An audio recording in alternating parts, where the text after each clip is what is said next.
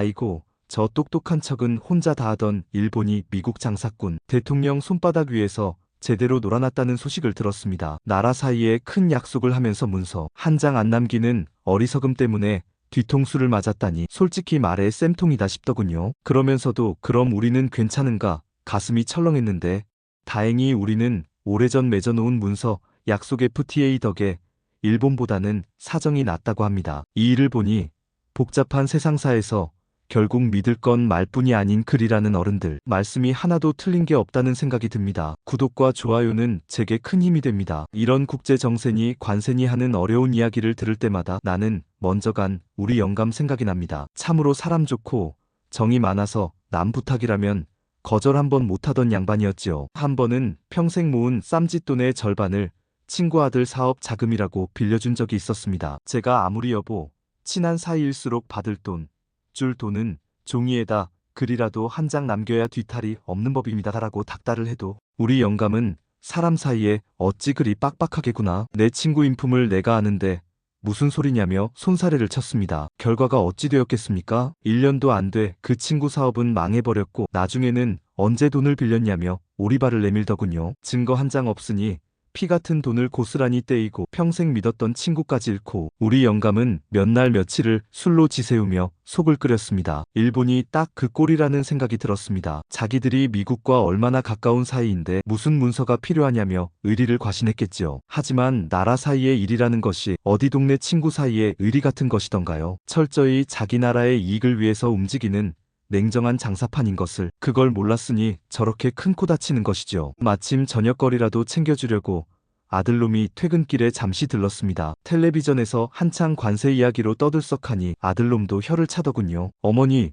뉴스 보셨어요? 일본 정말 큰일 났네요. 오냐 나도 보고 있었다. 그런데 나는 봐도 뭐가 뭔지 도통 모르겠다. 통행세를 더 내라는 건 알겠는데 왜 일본은 그리 많이 내고 우리는 그나마 괜찮다는 게냐? 아들은 식탁에 앉아 제가 내준 시원한 보리차를 한 잔 들이켜더니 차근차근 설명을 해주었습니다. 쉽게 말해서 어머니, 미국이 문을 열어주는 대가로 돈을 받는데 옛날에 우리랑은 앞으로 웬만한 물건은 공짜로 드나들게 하자고 도장을 찍어놓은 약속 FTA가 있었던 거예요. 그래서 이번에 미국이 모든 나라 15%씩 내 라고 했을 때 우리는 0원에서 시작해서 15%가 된 거죠. 그런데 일본은 우리 같은 약속이 없었어요. 원래 2.5%를 내고 있었으니 거기다 15%가 더 붙어서 17.5%가 된 거고요. 특히 트럭 같은 건 원래 25%나 냈으니 거기에 15%가 더 붙으면 40%가 되는 거예요. 물건값의 절반 가까이를 세금으로 내야 하니 장사를 접으라는 소리나 마찬가지죠. 아들의 설명을 듣고 나니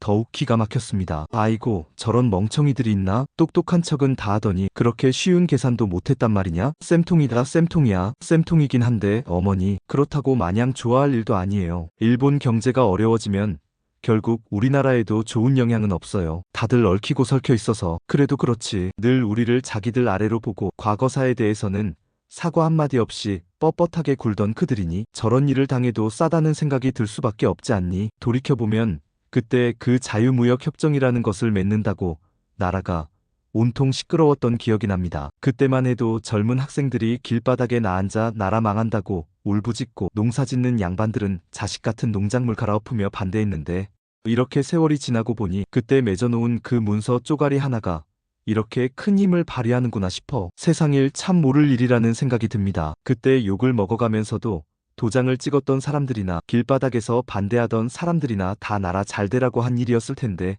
결과적으로는 그때의 결정이 지금의 우리를 지켜주는 방패막이가 되어준 셈입니다. 하지만 이걸로 마음을 다 놓을 수는 없는 노릇입니다. 미국이라는 나라가 어떤 나라인가? 우리 어릴 적에는 전쟁 끝나고 먹을 것 없을 때 옥수수 빵이며 우유 가루를 나눠주던 고마운 나라이기도 했지만 결국 자기들 손해보는 장사는 절대 하지 않는 사람들입니다. 이번에 자동차 문제에서 우리에게 조금 유리한 고지를 내어준 것 같지만 분명 다른 쪽에서 더 큰 것을 요구하며 우리를 압박해 올 것입니다. 아니나 다를까 뉴스 말미에 그러더군요. 이제 반도체나 약 같은 다른 물건들에 대한 통행세 문제도 남아있고 우리나라를 지켜주는 미군들의 주둔 비용, 즉 방위비 분담금을 더 많이 내라고 요구할 것이라고. 결국 이 세상에 공짜 점심은 없는 법입니다. 우리가 일본보다 조금 나은 상황에 있다고 해서 안심하고 있을 때가 아닙니다. 큰 나라들 틈바구니에 끼어서 살아남아야 하는 우리나라의 팔자는 예나 지금이나 변함이 없습니다. 이쪽에서는 일본이,